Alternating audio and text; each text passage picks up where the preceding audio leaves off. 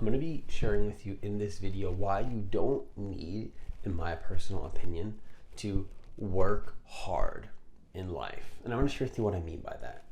Because the paradigm of needing to work really, really hard and to try your hardest is not sustainable. It's not sustainable in the long run, and it's always going to run, you're always going to run into a situation where you don't trust how you feel. And that sounds like it's not productive when you hear that on the surface, but I'm going to be sharing with you why actually it's quite the opposite, where actually what you truly need to do in order to really get the results that you want in your life is not to work hard, but to show up for yourself, and usually in a much more committed and deliberate and intentional way than we're willing to do. So I'm going to share with you what I mean by that in this video. So if you're new to this channel, what I want you to do is I want you to hit that subscribe button. I want you to hit that notification bell. Also, if you want to work with me one-on-one personally, I only do single sessions right now and email coaching. All the details for both of those things will be down below. Now, the first thing that I want to share with you is a concept that's really, really interesting, which is that I personally realized, which is to stay in your lane. So it means you stay in your lane, right? You don't go too far out of the path that you know, because what you know is important. The knowledge that you have and which you know is important. So if you're trying to get to a destination in your life and you're trying to go somewhere, right? Let's say you're going to the store and you put in your GPS on your phone, to go in a certain direction, right? It's usually a lot better, unless you know some path that somebody has told you, maybe you have a map or something, I don't know. But it's good to go on the road. You don't want to off-road too much, because if you off-road and try to find out your own path, you might find that you don't go on an easy path that's quite effortless. It's going to be very difficult. So in that sense, what I mean is to stay in your lane. Just stay in your lane. But the caveat, though, that I think most people don't understand, I don't know if that's the right word, but the thing that I think most people don't see, I don't know if caveat is the right word, is to be committed instead of working really, really hard. So stay in your lane, but be committed. And so what happens is that when you do this, you get to a point in your life where you don't actually have to work as hard, right? Being committed, but staying in your lane, and you combine these two things together, what you find is that instead of working really, really hard, you start to actually get results. So it's this whole thing of you should either make it really, really easy for yourself, or should you make it really hard for yourself? Well, here's what I noticed is that no matter what, it's going to be challenges are going to come up, difficulties are going to come up, resistance is going to come up, but you don't need to force the resistance to happen. That's what I've come to realize. And a lot of people might have resistance to this and think, no, you need to work hard. But I found that in my personal past experiences, and the people that are attached to working hard, again, speaking from past people and other people, they never have sustainable results. Never. It's never sustainable in the long term. So what I want to share with you in this video is that what I've noticed as well is that true change comes from consistently showing up for yourself in a particular area, not working hard. So I want you to sit with this idea. I'm not going to make this video too complicated. I don't really want to share much more than that. That's really all I want to share. What I'm trying to share here is that the key is just to show up for yourself. Choose something to show up for yourself in a certain way. Choose something to commit to. Choose something that requires of you, that feels exciting to you, but it's not required of you, but you're kind of putting yourself in the energy of I need to do this, right? You feel like you have to because you don't really have a choice. It's the choiceless choice.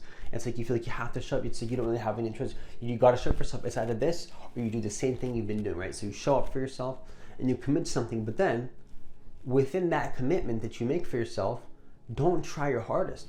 Make it easy for yourself. In fact, I would even say stay in your comfort zone. It's what do you mean stay in your comfort zone? Be committed to the destination. Be committed to where you're going, but make it easy for yourself. It's just like driving a car to the GPS. You're committed to going to the destination, But the reason why you have a car is to use the car as a tool. The reason you have a GPS is to make it easier for yourself.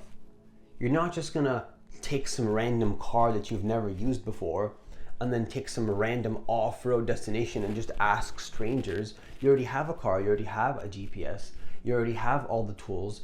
Now be comfortable, but be committed to the destination. You'll find that then you actually get real progress and you get real change in your life, and you become a sustainable, self-sustaining person. And that's the only way, in my experience, is to be committed to something. But at the same time though, what you do is, if it starts to feel, like what I want to conclude this video with is, if it starts to feel too difficult, if you feel like it's too hard, just pull back. Just pull back, but be disciplined and be committed and just return back. It doesn't mean that you're done for that thing forever, whatever that task is, whatever your path is, whatever you're committed to. But if it becomes too difficult, just pull back and then revisit it from a fresh energy, but stay committed. So in that sense, you're committed to the path. You're committed to the path of, you could say, mastery. You could say commitment and discipline, but you're not attached to feeling really, really bad. You're attached to feeling comfortable. Not necessarily comfortable, but feeling balanced and not making it like hard for yourself, any harder than it has to be, you know? Because you'll find that anybody that's truly a master at anything, they're somehow extremely masterful, but there's this energy of like effortless and flow that they have. Like even like those, if you see those like Kung Fu masters that like can punch through wood, do you think they're like trying really, really hard to punch through that wood? No, there's a certain balance of intention and surrender where they're able to literally punch through the wood, right? And when I was younger, I used to do actually like karate and a bit of martial arts, so I kind of had this understanding and have like the muscle memory of it. It's not hard to punch through the wood. It's just that there's a perfect balance of where the person knows the destination of what they want to do, which is to punch that wood, and they completely trust themselves to move through that wood and then to punch through it. And it's like, God, that you might think like, God, that might be so painful for them. No, it's not painful. They don't feel any pain. They don't feel any resistance because they've already had enough training and discipline and commitment to punch it. When you might think like, wait, isn't that like really, really difficult? Well, maybe at the beginning, but if they notice that there's too much pain when they were training towards that, they stopped. That's what I think. I don't know how, I can't punch through wood, but anything that I've ever been disciplined in that somebody might perceive as very, very difficult or painful, the truth behind that, and I don't want to hide anything, I want to just give you the truth. I want to give you the truth, which is that actually it was never about trying my hardest. And I'm just trying to be as honest as possible to literally give you the truth of the matter in terms of how to become good at something and how to actually get results in any area of your life, which is what I found is that it's not about working hard, it's about being disciplined and being committed. And then people have resistance around this, but the key is to, look, do you think it's sustainable to create a life around working as hard as possible and having stress in your body? Stress is okay, there's nothing wrong with stress. But too much stress is not just a challenge, it's going to be too damaging for you. The perfect amount of damage and a controlled and structured manner within a plan and within a confine will help you to develop. Too little damage and you're in your comfort zone, and that's also going to be a little bit damaging as well. That's also not going to be, it's not going to help you in any area really to just be completely comfortable. But when you're committed to a destination, and then you also trust how you feel fully, and you could even say stay in your comfort zone, that's just one communication style, within a certain plan, you find that you become very precise in that area. And now some people are going to come to you for help and guidance in that area, right? If you have a particular problem, like with your body or something, or you're going through some challenge, like physically, you're going to find the specialist that knows exactly how that area of your body works. And why do you trust them? Because they've been disciplined and committed within that particular area for who knows how long, for 10 years, 20 years, 30 years, 40 years, 50 years, right? And it's not necessarily that they worked hard, it's that they became extremely intelligent in that area. And intelligence happens with discipline and commitment. It's not about necessarily like working your hardest. It's about being disciplined and focused. And it's intelligence happens not when you work hard, but when you're focused. And yeah, sometimes you'll work hard. Sometimes you might work a little bit harder than some days. Some days you might work less hard, but it's about the bigger picture. I'm not saying to not work hard sometimes if you feel inspired to do so, but I'm saying to not build a life around just working hard and having no discipline. Because if you just work hard and you have no discipline, it's not sustainable. It never is. And I can only say that with conviction because I've noticed how it is in my life to not have discipline and to work hard with no discipline. It just doesn't work. And to work hard with discipline also doesn't work in my experience. The perfect way is to be disciplined but stay comfortable.